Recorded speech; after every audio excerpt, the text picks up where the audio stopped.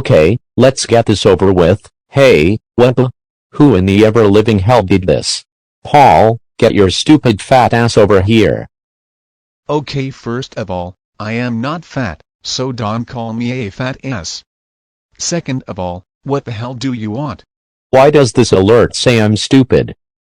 I mean, have you ever thought about it? You are kind of stupid. So I don't blame this alert.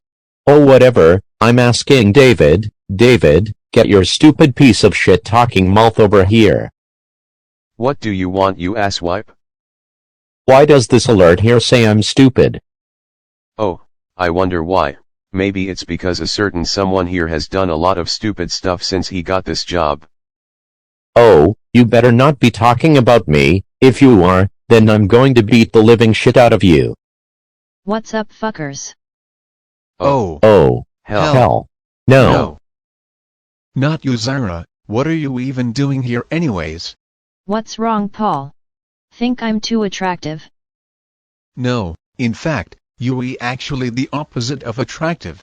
Ha ha ha ha ha ha ha ha ha ha ha ha ha ha ha.